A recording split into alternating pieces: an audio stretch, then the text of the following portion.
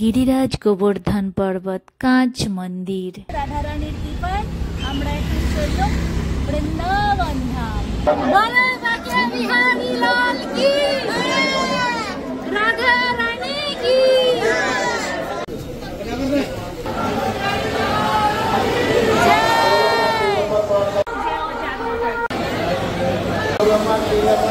হরে Krishna, Radhe Radhe. Good morning everyone, আপনারা সবাই কেমন আছেন? আবার একটা নতুন ব্লগে আপনাদের সবাইকে স্বাগতম জানিয়ে আজকের ব্লগটা একদম সকাল থেকেই শুরু করলাম। সকাল এখন 7টা মতো বাজে। আমরা এখন সবাই মিলে শ্রীধাম বৃন্দাবনের দিকে রওনা দিলাম। রাধা রানীর কৃপায় শরীর এখন আমার ভালো আছে। চলুন বন্ধুরা, আর বেশি দেরি না করে রাধে রাধে বলে ভিডিওটা শুরু করলাম। আর ভিডিওটা ভালো লাগলে অবশ্যই সাবস্ক্রাইব, লাইক, শেয়ার, কমেন্ট করতে ভুলবেন না কিন্তু। এই 7টা মতো বাজে, কাল বৃন্দাবন যাবো সকালবেলা। সেই জন্য এই যে এত দিয়ে যে পছন্দ করছি, মানে ভেঙেও গেছে না অনেকগুলো, তো এগুলো নিয়ে বাড়ি যাবো। কাল সকাল সকাল বেরোবো 6টার সময়। কীর্তন করতে হবে না বৃন্দাবনে।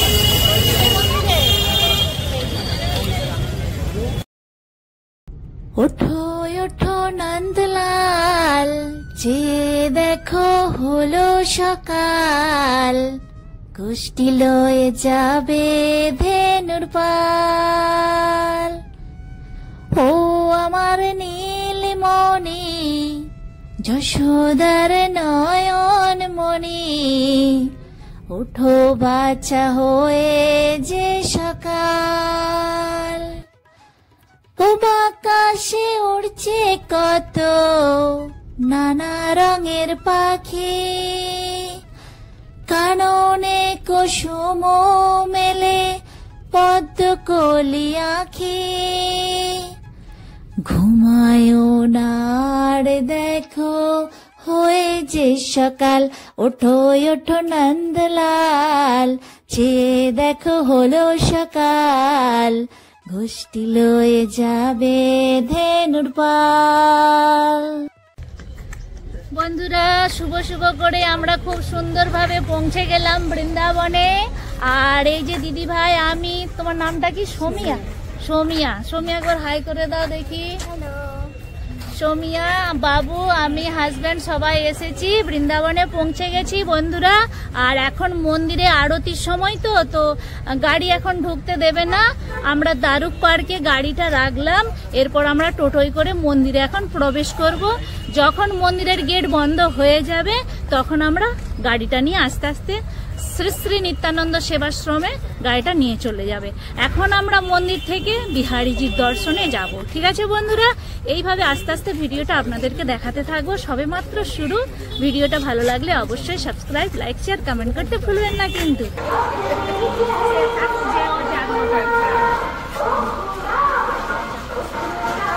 শ্রী নিত্যানন্দ সেবাশ্রমে আমরা এখন প্রবেশ করব বন্ধুরা। চলুন তাহলে আস্তে আস্তে ভেতরে প্রবেশ করলাম। বন্ধুরা দেখতে পাচ্ছেন চলে এলাম বৃন্দাবনে। আর সব মায়েদের সাথে এই যে আস্তে আস্তে দেখা করিয়ে দিচ্ছি। একবার রাধে রাধেই বললো তো 3 মা এখন সবজি এখন আমিনা করছে, করুক তাহলে। আমরা সবে মাত্র এলাম, এবার বাবার সাথে দেখা করব। ধুতে গেছলে? ঠিক আছে। এই 10:30 মতো বাজে, রন্ধন এই শুরু হবে, সেই জন্য গ্যাস জ্বালানো হচ্ছে। পরে সব আপনাদেরকে দেখাবো। বন্ধুরা, আমরা এখন বিহারীজির দর্শনে যাচ্ছি। আস্তে আস্তে টোটো দিকে নামলাম। চলুন, এরপর দর্শন পাবো বলে এই যে আমরা সবাই মিলে একসাথে যাচ্ছি। বান্দর আছে, বেশি কথা বলা যাবে না। শ্রী শ্রী বাকে বিহারীজির মন্দির যাবার আগেই অনেক অনেক দোকান বাজার চোখে পড়বে। আর দোকানগুলো এত সুন্দরভাবে সাজিয়ে গুছিয়ে রাখেন যে দেখলেই ভক্তদের নজর কাড়বেই। তাই বিহারীজির দর্শন করেই এইসব দোকানগুলো কেনাকাটি করার জন্য ক্রেতাদের ভিড় লেগেই থাকে।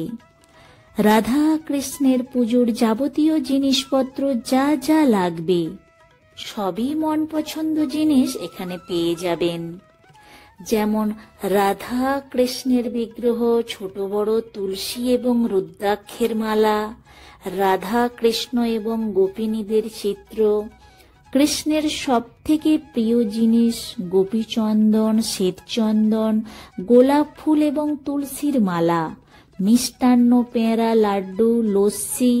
এছাড়াও রাধা কৃষ্ণের সুন্দর সুন্দর পোশাক, মোটক, বিভিন্ন রকমের শঙ্খ, বাঁশি এবং ভগবানের শৃঙ্গারের যা যা জিনিসপত্র চাই সবই কিন্তু এই শ্রীধাম বৃন্দাবনে আপনারা পেয়ে যাবেন। রাধে রাধে।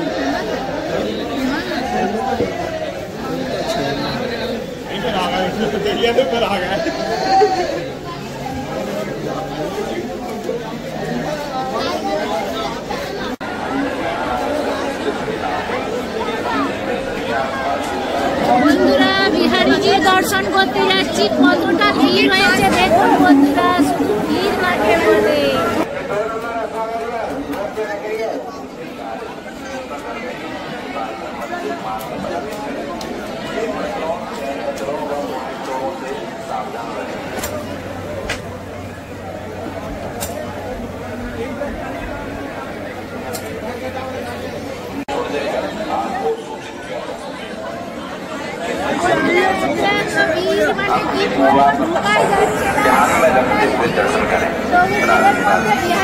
দর্শন করতে যাচ্ছি, চলো এই যে ফাঁকা পেয়ে গেছি, একটু অনেক ভিড় হয়েছে বন্ধুরা।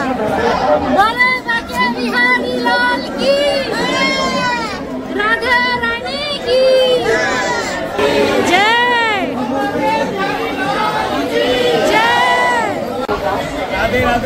तेरी सूरतिया पे मन मोरा टिका, प्यारा लगे तोरा पीला पटका, मेरे बाके बिहारी लाल, तुम इतना ना करियो सिंगार, नजर लगे जाएगी, नजर लगे जाएगी।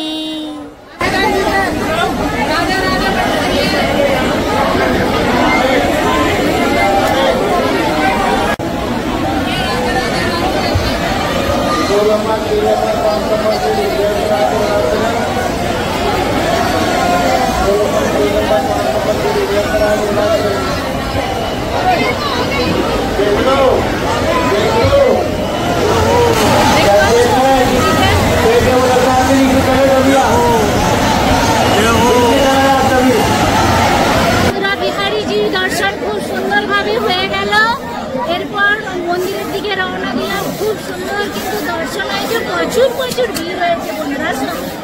এই বিহারীজির দর্শন পেয়ে আমরা এই যে আশ্রমে চলে এলাম, আর এই যে প্রসাদটা আমরা পেয়ে যাব সব আস্তে আস্তে। ঠিক আছে বন্ধুরা, প্রসাদটা পেয়ে তবেই আপনাদের সাথে কথা বলবো।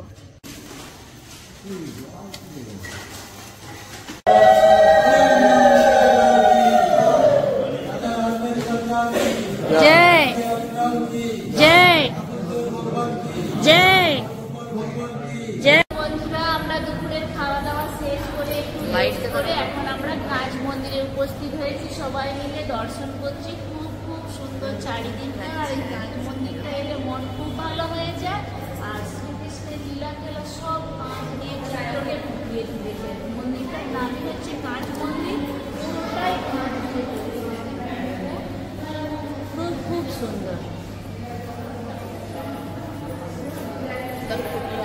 জীবনেই প্রথমবার দেখলাম কাচের মন্দির, যেন সত্যিকারের গোলকধামে এসে উপস্থিত হয়েছি আমরা সবাই, তাই না বন্ধুরা? কাঁচ মন্দির মানে পুরো মন্দিরটাই কাচের। মন্দিরের অভ্যন্তরে সম্পূর্ণরূপে কাচের প্যানেল এবং মোজাইক দ্বারা আবৃত মেঝে, কলাম, দেয়াল এবং সিলিং সহ। এই মন্দিরের ভেতরটা গরমকালে খুব ঠান্ডা থাকে, আর শীতকালে তো বেশ ঠান্ডা, সে আর বলার কথা নয়। আর মন্দিরের চারিদিকের দেয়ালে শ্রী রাধা কৃষ্ণের লীলা খেলা কাঁচের মধ্যে দিয়ে চিত্র ফুটিয়ে তুলেছেন। কাঁচ মন্দির এসে গেলে মনের ভেতরটা যেন একটা শান্তি অনুভব করি। হবে নাই বা কেন? এই যে শ্রীধাম বৃন্দাবন, এখানে স্বয়ং ভগবান শ্রীকৃষ্ণ লীলা খেলা করে চলেছেন আজও। ভক্তদের মনে বিশ্বাস, তাই তো যত দিন যাচ্ছে বাচ্চা থেকে বয়স্করা সব রাধা রানীর নামে কপালে তিলক কেটে নাচে গানে ঝুমছে। শ্রীধাম বৃন্দাবনে দিনে দিনে ভক্তের সংখ্যা ভিড়ে উপচে পড়ছে। এও শ্রীকৃষ্ণের লীলা খেলা। সংসারে এখন আমরা চাওয়া পাওয়া বা না পাওয়ার বীজখানে এখন দাঁড়িয়ে আছি। তাই যতদিন বেঁচে আছি রাধা রানীর চরণে এক মনে সংসারের যাবতীয় দায় দায়িত্ব, নিজের দুঃখ কষ্ট সব রাধা রানীর চরণে সঁপে দিয়েছি। একদিন দেখবে ভেতরের দুঃখ কষ্ট জ্বালা যন্ত্রণা কোথায় উড়ে গেছে, রাধারানী উড়িয়ে দিয়েছে। আর হাসতে হাসতে বলবো, রাধা রাধা। শ্রীকৃষ্ণের সব থেকে প্রিয় শব্দ হলো রাধা। তাই কৃষ্ণকে ডাকলে কৃষ্ণের দেখা পাবো না, রাধাকে ডাকলে তবে স্বয়ং শ্রীকৃষ্ণ এসে তোমায় দর্শন দেবে। बोलो बाके बिहारी लाल की जय, श्रीधाम वृंदावन धाम की जय, राधा रानी सरकार की जय हो। বৃন্দাবন শহরে রাধা কৃষ্ণের অনেকগুলি মন্দির আছে, কিন্তু তারই মধ্যে অন্যতম একটি হলো কাঁচ মন্দির। এই কাঁচ মন্দির দর্শন করতে এলে গাড়ি, রিক্সা এবং টোটো যাকেই বলবেন যে কাঁচ মন্দির দর্শনে যাব, সেই কিন্তু একদম এই কাঁচ মন্দিরের সামনেই আপনাদেরকে নামিয়ে দেবেন। কাঁচ মন্দিরের প্রবেশ মুখে গিরিরাজ গোবর্ধন পর্বত দেখতে পাবেন। ভগবান শ্রীকৃষ্ণ দাপর যুগে ব্রজবাসীদের ইন্দ্র দেবতার প্রকোপ থেকে বাঁচার জন্য গোবর্ধন পর্বত কনিষ্ঠ আঙুল দিয়ে উঠিয়েছিলেন।